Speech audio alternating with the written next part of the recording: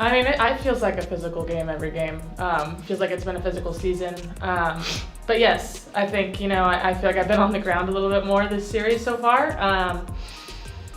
But we just keep getting back up, so that's all you can really say. Before the third game of the WNBA semifinals against the Las Vegas Aces, Caitlin Clark is enraged. Game 2 wasn't the Indiana Fever's only defeat. It had been torn from their grasp. This had little to do with outplaying and most definitely had nothing to do with skill. No, the tale of this evening concerned how the officials essentially handed Las Vegas the victory. In all, 41 fouls were called, 16 of which occurred in a single quarter. On almost every possession, players are hitting the ground. However, Lexie Hall fought through a back injury that renders her doubtful for Game 3, facing pain that no player should ever have to endure, while A.A. Wilson was somehow portrayed in the media as the hero. The WNBA has a credibility issue that it cannot ignore if this is what qualifies as playoff basketball. If you're roaring with excitement for the third game, leave a "Let's Go" comment. Watch how the third quarter goes down. At least they called this one. A'ja Wilson creams Lexie Hall like she did 5 times in game 1. Peggy Hammock get 15 calls in a row and one goes another way and she starts screaming and crying. A'ja Wilson doesn't like Lexie Hall. She's always pushing her, but that's an illegal screen, and then Lexie Hall gets called for a foul. The fact that Indiana managed to battle through the pandemonium just serves to exacerbate the situation. Recall the first game. It was more than just a victory. It was a declaration. Indiana entered the 2-time champions' home, the Fortress in Las Vegas, and disciplinedly destroyed them. Locked in from the first tip, Kelsey Mitchell showed that she could take center stage against the league's top players by scoring 34 points in the game of her life. The A's attempts to play fast and showy were thwarted by the Fever, who also moved the ball and managed the tempo. It was cool, collected basketball, and it was effective. The Wilson factor came next. The evening she was honored as MVP, she sent one channeling her inner Angel Reese. She had one of her worst shooting performances of the season. On 22 attempts with multiple members, 6 make it. Indiana surrounded her, pushed her into awkward positions, and prevented her from finding her rhythm. She didn't know the answers. Indiana played with accuracy and few fouls, which shouldn't have been feasible in the Las Vegas arena. The end result was a 16-point thumping that rocked the league. That was the message from the Fever. They weren't merely content to be present, they were prepared to engage in actual competition. A'ja Wilson's just a big bully. Look at this. Throws Lexie Hall on the ground. Everything she does is illegal. Look at this one. A moving screen and then pushes Lexie Hall. Do you think they ever call a foul on A'ja Wilson? People were aware of the inequality even in that victory, though. Already, it appeared that the whistle was skewed in favor of the Aces. Despite the lopsided foul totals, Indiana's superiority kept the problem hidden beneath the score. You could still feel what was about to happen. Las Vegas felt ashamed. Payback was unavoidable because the league's best team had been slapped in the face. The A'ja Wilson and the Las Vegas Aces lose Game 1 on their home court to the Indiana Fever, 89-73. The Indiana Fever were in control of this game from start to finish. The second game then came. The Aces had goals beyond winning. They desired to return the message. The question was how far they would go to regain momentum, not if they would respond. The response was as unattractive as they come. WNBA, you cannot blindside somebody and set a screen on them without enough time for letting the player being screened react. And then look at this. This one, their arms lock up. But you gotta let go at some point. Like, you can't bring the person closer to you and just stay locked in while the offensive player is trying to get the rebound. But we know A'ja Wilson only receives fouls. It is not permitted to blindside someone in the WNBA and screen them without giving them enough time to react. Next, have a look at this.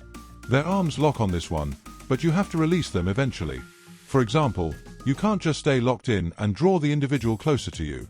Although we are aware that A'ja Wilson only gets fouls, the offensive player is attempting to get the rebound. From the very first moments, Las basketball was abandoned for sheer force by Vegas. Collisions on all parts, including the shoulders and forearms. Under the pretext of playoff aggressiveness, the referees allowed everything to happen. However, when you accumulate 16 fouls and 41 fouls in a quarter, that is pandemonium rather than energy. The Fever had an opportunity to settle into a rhythm. Steph, why don't you think you were able to find any flow, and when that was the case, what are you trying to do to jumpstart things, maybe on the defense? Well, it's hard for us to find flow when there's a foul call every 10 seconds. I mean, it just really is. You know, and when they're at the free throw line, we can't get up and down the floor, and that's a challenge. They were much more aggressive and physical defensively, and you know, we didn't counter that with our off-ball actions or with our back cuts. So they took us out of our comfort zone. I mean, offense is about rhythm, it's about timing, it's about spacing. We allowed them to do that, and they kept us from doing it. All of the trips on the floor were sliced to bits. The precise opposite of their identity, a squad designed to run and flow, was compelled to play broken half-court sets. And Las Vegas dominated the free throw line while Indiana faltered via stop-start possessions. Yeah, Lexie, obviously you were a late add to the injury report today. Just how are you feeling this morning with your back, and what do you have to do to be able to play? I mean, I'm feeling sore still, but I think just a lot of treatment, trying to get, you know, our bodies as ready as we can be. Part of playoffs, I think, for everyone is it's the end of the season. Everyone's a little fatigued, everyone's a little sore. So just trying to go out there and do the best I can. Yeah, a lot of treatment with our trainers. I'm really thankful for them to spend a lot of time with me today, a lot of time with me yesterday, getting me ready for tonight. Nobody better personified this struggle than Lexie Hull. She wasn't supposed to be out there at all. The majority of players would have sat because her back was already injured from Game 1. However, Hull fastened his seatbelt, took the court, and engaged in combat. What was the response from the Aces? They went after her. Each and every box out, defensive rotation, and cut. Extra schways and contact were present. In a single game, she struck the deck more times than anyone should, but she didn't fold. Rather, she traveled to, tied the Fever playoff record by shooting 5 3-pointers from the perimeter. It wasn't attractive. It wasn't tidy. It was simply unadulterated defiance. She later acknowledged that she was in pain and required ongoing care, but she persisted. You don't just throw that quote away. That is what grit is all about. This is what happened. They cut it to 8 and they get 4 fouls in a row. That was not a foul. That was not a foul. This is crazy. 4 consecutive fouls. So from 8, it goes to 13 really quick, and the rest was history. It looks like Howard got hit in the arm by 2 players. They don't call it foul. It was a shot clock. But the rest of the game were just a whole bunch of fouls being called, people flying. Nevertheless, Wilson was praised in the headlines. The box score glows up with 25 points, 9 rebounds, 5 steals, and 2 blocks. However, such figures don't explain how they got there. This game wasn't won by Wilson's skill alone. At the other end, she got whistles Indiana never saw, forced collisions, and bullied her way into the paint. The onlookers were not duped. They witnessed the true tilt of this game.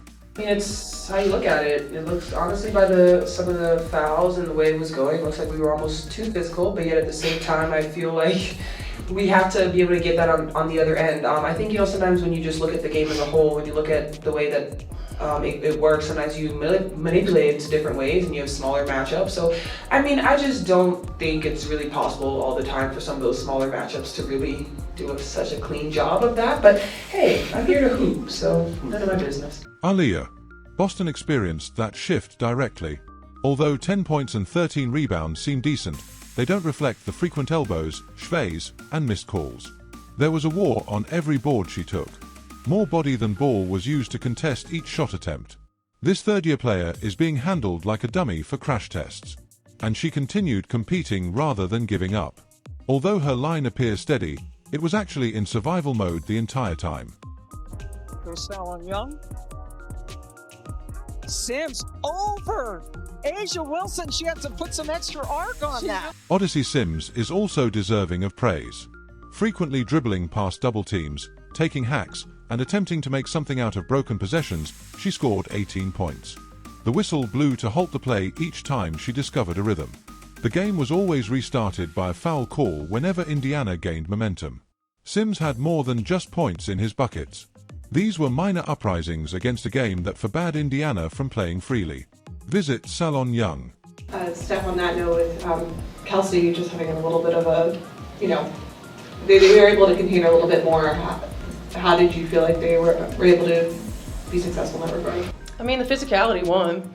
You know, she's like a little pinball. You know, I know that the museum's right down the street, so you know, sometimes I feel like she's getting pinged around everywhere. A'ja Wilson over Sims. She needed to add more arc to that. The tragedy of Game 2 is that the fever didn't subside. They were forced to participate in a mud fight they had not agreed to. Hull's shooting, Boston's rebounding, and Sims' drives all demonstrated their tenacity, but Vegas's physical strength and whistles put out every spark. Indiana's flaws were not revealed by the Aces. The referees supported their strategy of using foul-heavy mayhem. And this is the question that everyone ought to have. What will happen when the series moves to Indiana if Vegas has to rely on both the authorities and shady tactics to win at home? What occurs when a fever returned to Gainbridge Fieldhouse with their audience behind them enraged with the outcome of Game 2?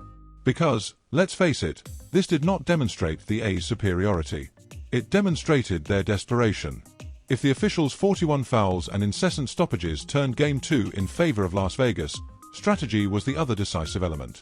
In particular, how did the Aces totally shut down Kelsey Mitchell following her game-opening 34-point explosion?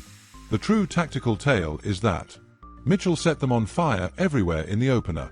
Hesitancy drives, mid-range pull-ups, three-pointers, and even daring attempts at the rim are all possible. Vegas didn't have a response. But by the second game, she smothered.